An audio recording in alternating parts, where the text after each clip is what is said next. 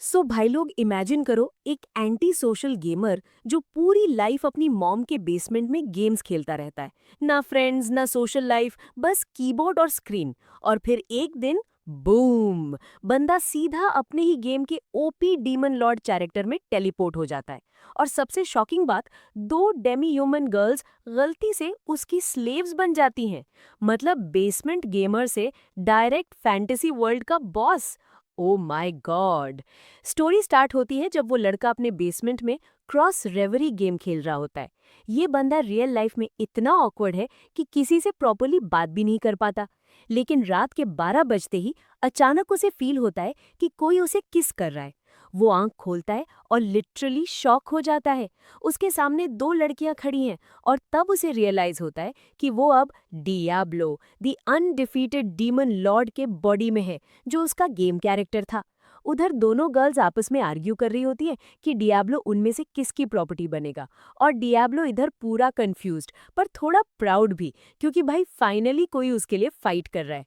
वो इधर उधर देख के रियलाइज करता है कि ये जगह भी एग्जैक्टली गेम वाली लोकेशन है।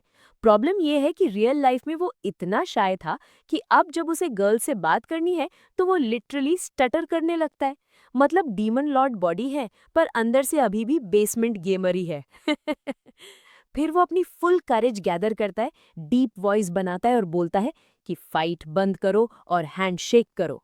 गर्ल्स तुरंत मना कर देती हैं, लेकिन अचानक एक मैजिकल फोर्स उन्हें फोर्स करता है हैंडशेक करने के लिए। और नेक्स्ट सेकंड उनके नेक पे स्लेव कॉलर्स अपीयर हो जाते हैं। दोनों लड़कियां शॉक हो जाती हैं। डियाब्लो भी अंदर से सोच रहा होता है, भाई ये क्या हो गया। सिटी की तरफ जाते हुए गर्ल्स एक्सप्लेन करती हैं कि एक्चुअली उन्होंने डियाब्लो को समन किया था अपना स्लेव बनाने के लिए, लेकिन समनिंग मैजिक रिवर्स हो गया और अब वो खुद उसके स्लेव बन गई हैं। तब डियाब्लो को समझ आता है कि उसके पास गेम में एक मैजिक रिफ्लेक्टिंग रिंग थी जो स्पेल्स को रिफ्लेक्ट कर देती है। मतलब समनिंग स्पेल सीधा उन पे ही बाउंस हो गया। भाई honestly ultimate Uno reverse card moment. रास्ते में गर्ल्स अपना इंट्रो देती हैं। एक का नाम शेरा है और दूसरी रिम। दोनों एडवेंचरर्स हैं और उन्हें डियाब्लो की पावर चाहिए। डियाब्लो फुल ड्रामा में बोलता है, मैं हूँ डियाब्लो, माइटी डीमन लॉर्ड। अंदर से बंदा ऑकवर्ड है पर बाहर से फुल विलन वाइब दे रहा है। फाइनली वो लोग एक चीप सा इन या मोटेल पहुंचते हैं। पैसे कम होते हैं इसलिए एक ही रूम लेते हैं जिसमें किंग साइज बेड है। डियाब्लो के दिमाग में तुरंत नॉटी ग्रुप प्रोजेक्ट के थॉट्स आ जाते हैं। मतलब बंदा डीमन लॉर्ड बन गया और प्रायोरिटीज देखो। तभी अचानक रूम में एक और वुमन आ जाती है जिसका नाम है सेलेस्टीन। शेरा उसे देख के एक्साइटेड हो जाती है क्योंकि वो मेज एसोसिएशन की हेड है।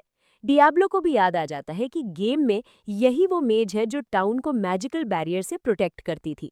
सेलेस्टीन तुरंत नोटिस करती है कि गर्ल्स के नेक पे स्लेव कॉलर्स हैं, तो वो उन्हें डिनर पे इनवाइट करती है ताकि पूरा सीन समझ सकें।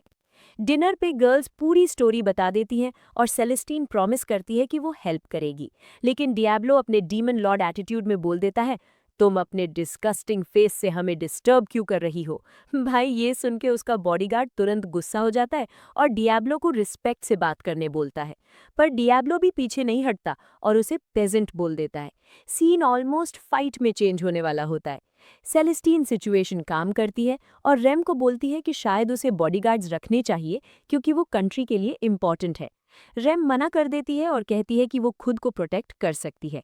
सेलेस्टीन फिर अपने बॉडीगार्ड के साथ चली जाती है और बॉडीगार्ड जाते वक्त डियाब्लो को ऐसे घूरता है जैसे बोल रहा हो, मिल तू बाद में।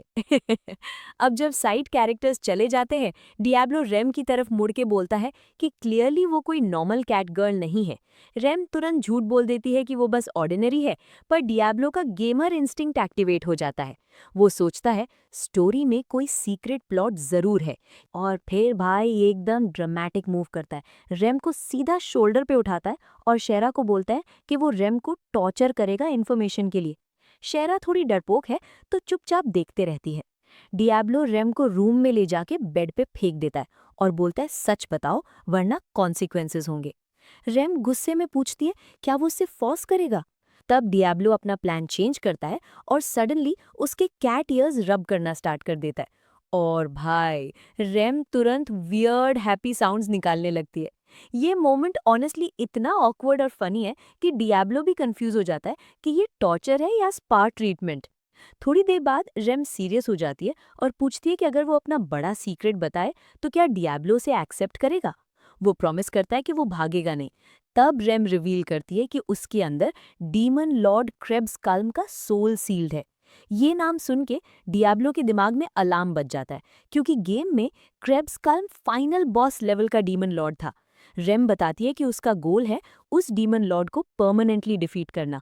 इसी वजह से सेलेस्टीन उसे प्रोटेक्ट करना चाहती थी, क्योंकि अगर रेम मर गई तो वो डीमन लॉर्ड दुनिया में फ्री हो जाएगा।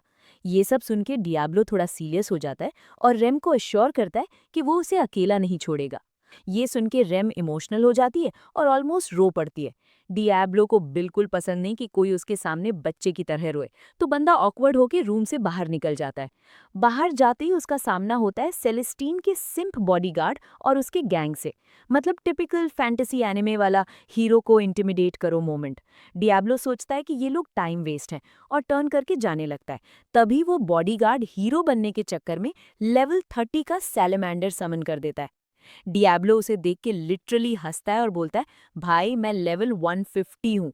और फिर कबूम! एक ही अटैक में सैलेमेंडर उड़ गया। सब लोग शॉक। उस मोमेंट पे डियाब्लो को फुल कॉन्फर्मेशन मिल जाता है कि गेम में जो पावर्स उसके पास थी, अब रियल वर्ल्ड में भी वही ओपी पावर्स हैं। नेक्स्ट मॉर्निंग डियाब्लो सोच रहा होता है कि वो एग्जैक्टली कहाँ है। क्या ये क्रॉस रेवरी गेम का वर्ल्ड का कॉपी है, या वो लिटरली गेम के अंदर टेलीपोर्ट हो गया है। बंदा डीप थॉट्स में होता है, तभी उसके हाथ को कुछ सॉफ्ट फील होता है। वो साइड में देखता है और शॉक। ओ उसका लेफ्ट हैंड शेरा के जिगली चेस्ट पे है और राइट हैंड रेम के फ्लैट चेस्ट पे। अब डियाब्लो का पैनिक लेवल 100 हो जाता है और उस मोमेंट पे उसे एक इम्पॉर्टेंट रियलाइजेशन होता है। भाई को मेलन्स पसंद है। तभी शेरा उठ जाती है और सीधा चिल्ला देती है। वो गुस्से में बोलती है कि ऐसे टच करने का राइट सिर्फ तब मिलेगा जब डियाब्लो ऑफिशियली उसे एक्सेप्ट करे। थोड़ी देर बाद रेम भी उठती है और जब उसे पता चलता है कि डियाब्लो का हाथ उसके चेस्ट पे था, वो लिटरली टमाटर जैसी रेड हो जाती है। डियाब्लो अंदर से तो फुल पैनिक मोड में है, पर बाहर से अपनी एक्टिंग कंटिन्यू करता है। वो डीमन लॉर्ड वाला एटीट्यूड लगा के कामली बोलता है कि रिलैक्स, तुम्हारी ग्लो अप फ्यूचर में हो जाएगी। रेम को ये बात बिल्कुल पसंद नहीं आती और वो डिसाइड कर लेती है कि आज के दिन वो डियाब्लो से गुस्सा रहेगी। डियाब्लो को कोई फर्क नहीं पड़ता। वो कैजुअली पूछता है कि उसने अब तक एक भी ह्यूमन क्यों नहीं देखा। शेरा बताती है कि ये एरिया स्पेसिफिकली डेमी ह्यूमंस के लिए है। मतलब ह्यूमंस और बाकी रेसेस के बीच यूजुअल फैंटेसी पॉलिटिक्स चल रही है। डियाब्लो बस साई करता है, जैसे हाँ भाई, ह्यूमंस और रेसिज्म क्लासिक। फिर डियाब्लो पूछता है कि यहाँ स्ट्रेंथ लेवल से मेजर होती है। शेरा थोड़ी शर्माते हुए बोलती है कि वो बिगिनर है। रेम प्राउडली अनाउंस करती है कि वो लेवल 40 पे है। थोड़ी देर बाद तीनों पहुंचते हैं एडवेंचरस गिल्ड में। अंदर पूरा केओस चल रहा होता है। एडवेंचरस चिल्ला रहे हैं, लड़ रहे हैं, मतलब typical RPG guild vibe. Diablo अंदर से नर्वस है, पर बाहर से कूल विलन जैसा बिहेव करता है।